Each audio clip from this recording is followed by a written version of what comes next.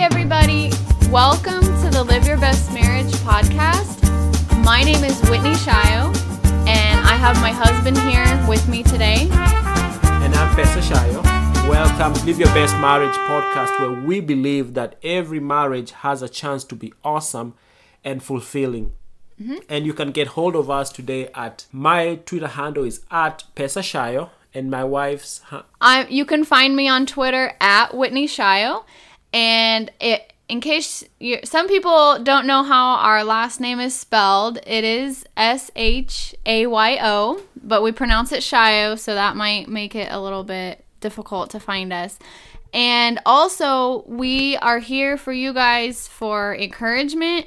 We've been married for 11 years, and we know that marriage is challenging, but it is possible. And we honestly believe that every single marriage has a chance to not only survive, but be very, very happy as well.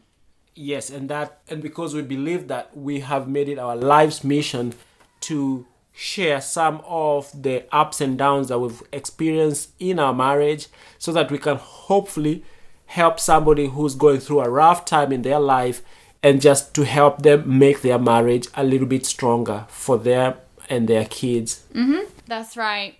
We haven't had anything that you would consider a scandal or anything like that, but we have had a lot of really tough, everyday things going on for us. And so far, 2015 has been probably the best year for us in our marriage, because we have learned so much over the previous 10 years. And we just honestly want to encourage everybody and let you know that the tough times really don't last that long. You can get through it. You can have a breakthrough around the corner. And so just hang on a little bit longer and you'll see the possibilities. And the possibilities are really endless. I mean, the bonding, the closeness, the feeling of compassion and companionship. That's the word, companionship. And it actually gets better with time. Yeah, it does. And also, one thing that really helped us was just being able to learn the true meaning of marriage and learn that it's not the fairy tale happy ever after story that we're constantly being told by movies and songs and whatever. Because in Hollywood, we're told that it's you guys face obstacles and then you overcome them and then you have your wedding day and then everything after that is perfect. But actually, that's not real life. You'll get married and then still have a lot of tough times all throughout your marriage. And one thing that it really took a long time for me to understand, I read it from a book called The Meaning of Marriage by Tim Keller. Yeah, The Meaning of Marriage. And he said that your spouse will actually end up being the one bringing out the worst in you. And that one took me a long time to really understand, because I wasn't getting it. I was like, okay, my spouse should make me happy. He should not make me miserable. But should not bring the worst out of me. He should not be. But what ends up happening is your spouse's opinion of you means so much to you that when they say the wrong thing, or maybe they even intentionally say the wrong thing, it just makes you feel absolutely horrible. And then it makes you wanna, I don't want to say revenge, but for lack of a better word, revenge, I guess. It makes you want to do the same thing back to them. But in this book, he was describing how that whole process is actually God's plan to teach you grace and to teach you how to forgive. So, and as I said, I mean, it took me probably a year after reading that book. It took me about a year to really start to appreciate that lesson that God had for me. I wasn't getting it. I was like, okay, really? this sucks. Why? I thought my husband was supposed to be the most awesome guy ever and supposed to be the one lifting my spirits when I feel bad, not the one, putting me down. But, and again, it wasn't, he wasn't doing things on purpose, but sometimes if we're not as thoughtful as we should be, if we don't have full presence and we're not being as considerate and loving as we're supposed to be to the person we're married to, sometimes things slip out of our mouth later we're like, oops, that wasn't right. And just to clarify, I'm an awesome husband. Yeah, he is. He's a great husband. He really is. But also at the same time, we have to be real and we have to share with you so that because every marriage is like that. It's not just it's not like there's just some marriages that don't work or some marriages that do. No, there's always some ups and downs. Yeah. Because, and a friend of mine once told me that there's always going to be some issues going on because you're bringing two human beings who are raised at different times, different families.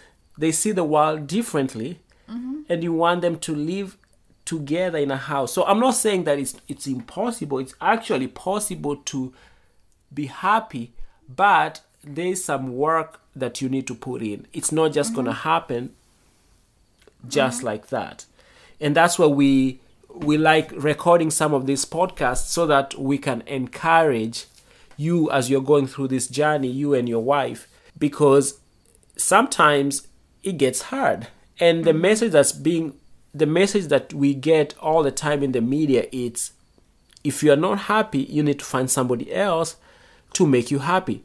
And I read somewhere that they were saying, hey, did you marry your best friend? And I was like, there's some truth to that, but also it sets up a false expectation.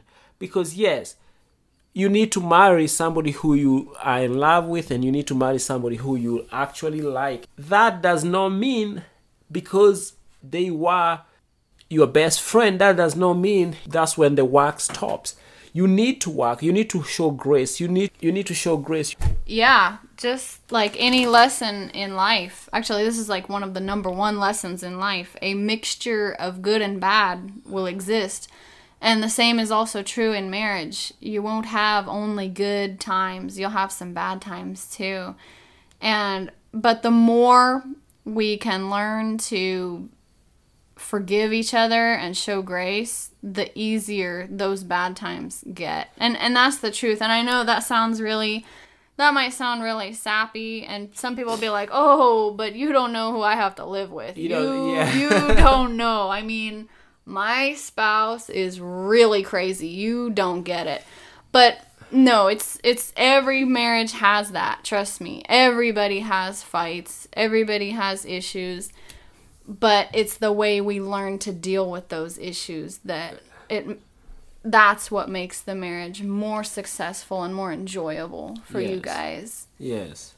Now, for all you out there whose kids have started school, maybe you guys should go ahead and tweet us at Pesa Shayo or at Whitney Shayo, just to give us some of your experiences. Yeah, let us know how the school year is going for you so far. If you have some issues that are going on, make sure you talk to us. Get a hold of us. You can reach us. Twitter would probably be a quick way. If you're on Twitter, you can find me at Whitney Shayo. You can send me a direct message. Or if you're not on Twitter, that's okay too. You can email us at liveyourbestmarriage@gmail.com. And just let us know how it's going. And we would love to hear from you. We are actually homeschooling our kids this year. And so whether you're going to regular school or you're homeschooling, let us know. We would love to hear how it's going for your kiddos. And give us, what are some of your tips for getting your kids to bed on time? And what time do you have them wake up in the morning? How's your morning routine? Is it smooth? Is it chaotic?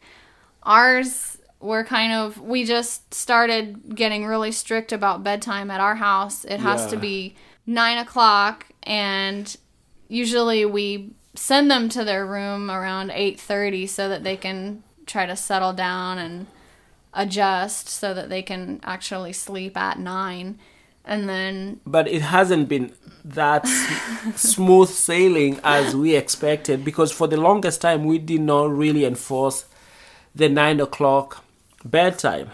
Yeah, so a few weeks ago when school was starting, I just assumed that if I say, hey guys, 9 o'clock is bedtime, I just thought, hey, they'll go to sleep at 9. But no. I have my 4-year-old coming and talking to me at 9:30, sometimes even close to 10 o'clock, and I'm like, wait a second, why doesn't she even look sleepy? Yeah. But they'll get there. They're getting much better. So, yeah, as I said, we would love to hear any tips that you guys have for the bedtime routine or the morning routine. That would be awesome. That's a good thing to share so that other parents can also try to have some success with that too. Yes. And especially for the waking up routines, what do you guys do in the morning before the kids start schooling? We have been trying several things. Mm-hmm.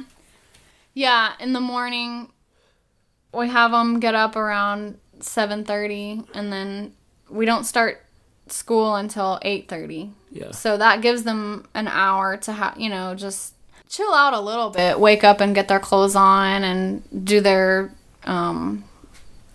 teeth brushing routine, and then have breakfast and chill out at least. Yeah, feed the cat. Yeah. Just chill out for a little bit before they actually have to open their books and stuff. So, and we actually changed to a harder curriculum this year. This year we're using Abeka. Yeah. I mean, it's not hard, but it's harder than what we had last year. Last year we had the ACE. We had ACE, the Accelerated Christian Education one, and that one was it was more simple.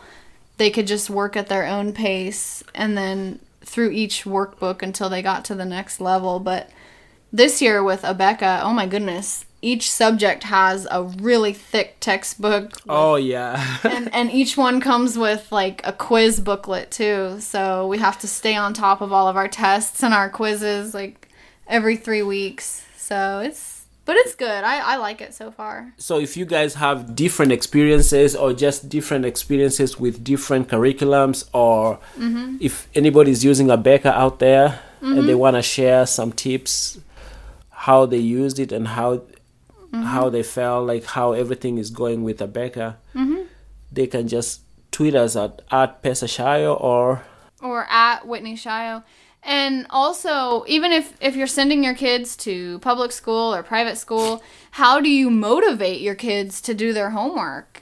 You don't have to homeschool to get in this conversation. It's just because sometimes it's challenging just to incentivize. I mean, I don't know. I don't want to say incentivize your kids, but how do you motivate them, even just for them to appreciate how important it is for them to do their work? Yes, because we know that it's important that they should do their work because it's something that they need for their future. But sometimes it's so hard to get the information through to them. They just feel like it's just too much work, or it's just a pain for no reason. They just don't see why they should be doing the work, why they should be doing the math, and why they should be doing the languages and all that stuff, and not why should they not be playing outside. But yeah, we have a 9-year-old who is in 4th grade, and then we have a 4-year-old. We have kindergarten workbooks for her, but we're moving at the pace of a pre-K. Some people have this image of homeschooling as like the mom is like, I don't know, the mom is wearing like a really long dress and she's cooking all day. And so do you wear a long dress and cook all day? Actually, it's funny. I'm a Zumba instructor, so a lot of people are like, "Whoa, she homeschools? That's weird." She is so weird. Like, she's not the typical homeschooling mom, but no, that's just, they have this image, like, or maybe the kids are like down on their hands and knees scrubbing the floor or something. But no, that's not it at all. Actually, we have a video coming out of what homeschooling looks like for us on a typical day. And it's just, we're so thankful. Really, I just have so much gratitude for the opportunities that we're able to have, because we send our kids to gymnastics at our local Y, and they're using this really awesome Olympic program that they're doing. And then our church we go to church every week, and their Sunday school class has like 900 kids in it. Wow. So, yeah, it's crazy, right? I mean, It's awesome, but a lot of people think that it's too big. That if you homeschool, your kids don't get to play with anybody. But definitely that's not the case for us, because, like I said, they play with a lot of kids at the Y, and then they play with a lot of kids, obviously, at church. And then also we have a science center, I guess it's called Exploration Place here in Wichita, where the 9-year-old is able to take math and science classes.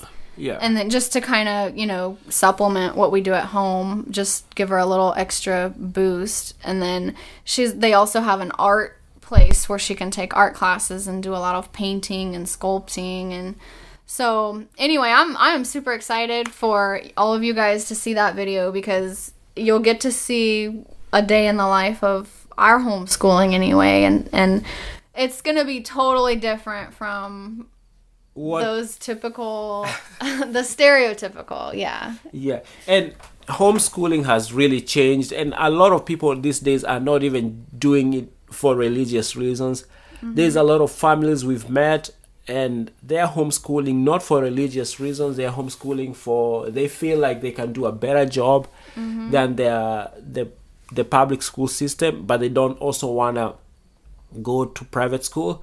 We've met some families who just want to spend more time with their kids, and they choose to homeschool. And then there's a lot of families who we know who are doing it for the religious reasons. They want to homeschool so that they can also include Bible in the curriculum, and that's what we do too. Yeah, ours also has a Bible lesson that goes with it. But, and we did send our oldest to a private school, and honestly, I mean, we liked it. We loved the Montessori program, but when she got to a certain age, when she got to first grade, they didn't offer Montessori anymore. And after that, everything just kind of started going downhill in first grade, because it seemed like the number one concern among the teacher and the parents was who was in charge of snacks. And that was so annoying to me. Like, they made a really big deal out of it.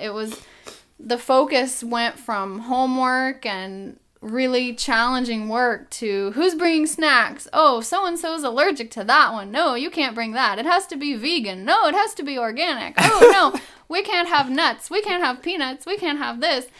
And you would, like, each parent would be in charge of snacks. Like, we would alternate, like, week by week. And it was just, so, that's not the only reason why we took our child out of private school, but that was super annoying, if you catch my drift.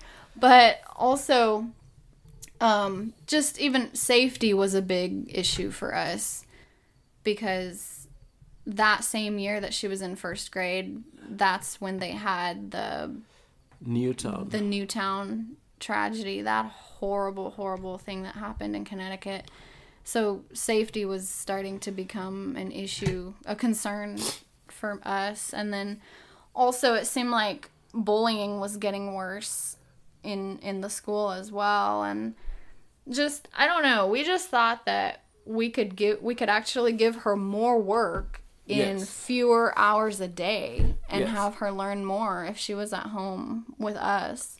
So those are just a few of the reasons. We had more than that, but Now, if any of you guys are also homeschooling, as we say, just give us some of why you decided to do homeschooling. Just tweet us at yeah, Pesa yeah. Shayo or at Or at Whitney Shayo. Yeah, we would love to hear about it. We love to hear about other people's how they're raising their kids, and because we can all share experiences and tips, and we can all benefit from that and go through this journey together. Yeah. So, and do you have anything to tell us about what's coming up on the blog? on the blog. Right now we send out an article every week. We do most of them. We try to do things that you can think about in your own marriage, and hopefully something that can help you. And then also I like to throw in a lot of things that people don't normally think about much, like especially the article we had last week. I think a lot of us overlook how much time we spend in social media, or how much time we spend texting. And so that's a big thing that I like to bring up a lot, because that brings husband and wife closer together. The less time they spend on their phone, the more they can get closer together, because they're actually face to face talking, and instead of texting or messaging other people who don't even matter. And I know it sounds weird that we are telling you to slow down on your social media, and then at the same sentence telling you, hey, you can tweet us at Pesa Shayo. Well, no, I mean, but there's... you can just do that. Just tweet us and ignore everybody else. Yeah. But we're kidding. Yeah, you can only talk to us. No, it's not that at all. It's just, there's an extent, I mean, obviously, where it becomes unreasonable if it's just... Because, I mean, I'm just going by problems that we've had and problems that people have told us about. You know, how one husband told my husband a few weeks ago that he just can't stand the fact that at dinner time, he's a stay-at-home dad, and the wife comes home from work, and when they're sitting there having dinner with their kids, the wife is on her phone. And at first he thought it was business related, yes. But then eventually he kind of found out that she's mostly just texting coworkers and about personal stuff. Like, it wasn't business related. And so that made him even more upset, obviously. So those are just some of the issues that we like to bring to light, because there's a lot of families being affected by them. Yeah. Yes. And I'm just as attached to my phone as anybody else is. I mean, I have my phone with me a lot, and sometimes I have to make a conscious decision to turn off my notifications, especially when I'm with my little ones. Sometimes I'm like, oh, I really should not answer that right now. Yeah. My 1-year-old is trying to give me a hug, so let me just put the phone aside for a minute. Let me just remember what really matters. So yeah, I'm not being judgmental at all. Like, seriously, I'm not judging people, because I am very attached to my phone. But I also have those moments when I have to realize, okay, it's too much now. Yeah. This is enough. This is enough. And it get hard, because we're encouraging a lot of communications, and we love to get to hear from you guys. We love it. Mm-hmm. And when it comes to managing the social media in your house, there has to be a time for the family, time for social media, time for friends, and so forth and so forth. So it's not like we want you guys to be isolated and have no friends online. No, that's not what we're saying. We're saying that it should just be done in moderation. Mm-hmm. Yeah. Yeah. Mm-hmm. Now, unless you have a job that is a customer service job, that you have to always be answering the text messages and the tweets and the phone calls all the time, and you're working from home, I know that will be hard, but for most of us, that is not that's not our problem. For most of us, our problem is we just need to have a balance. Yes. Yeah.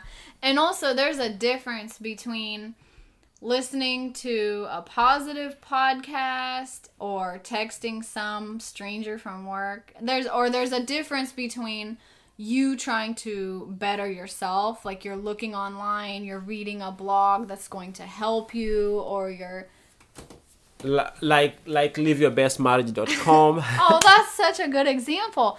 But right, like if you're listening to even if you like listening to books on Audible and things like that, I mean, there's a difference between doing those things and just sitting there like mindlessly going through a news feed. And because I do that, I've been there. I know what I'm talking about.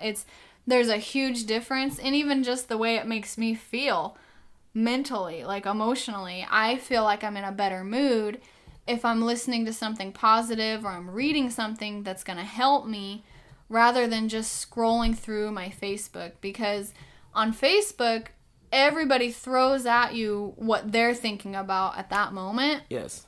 And so it's like the biggest collection of randomness. And sometimes it's really just ridiculous. You're like, oh my gosh, I wasn't even thinking about that right now. That's gruesome. I don't want to see that. Or, oh, that's disgusting. Why are they talking about that? And so it's like, okay, really? This is just too much now. I'm done. It's like, so I've been there. I know. So I feel like I'm in a better mood if I listen to a book on Audible, or instead of going to Facebook, or if I'm reading a blog about, eating healthy food or something, for example, rather than just going through my timeline. My timeline, whatever you want to call it. Okay, folks. So thank you guys so much for listening. We will be back again in a few days, and again, you can find our blog at liveyourbestmarriage.com/blog. And again, we love feedback. We love hearing from you guys. And so keep in touch. And you can, again, find us again at Pesa Shayo. And my wife is at... I'm at Whitney Shayo. And until next time, God bless. And we'll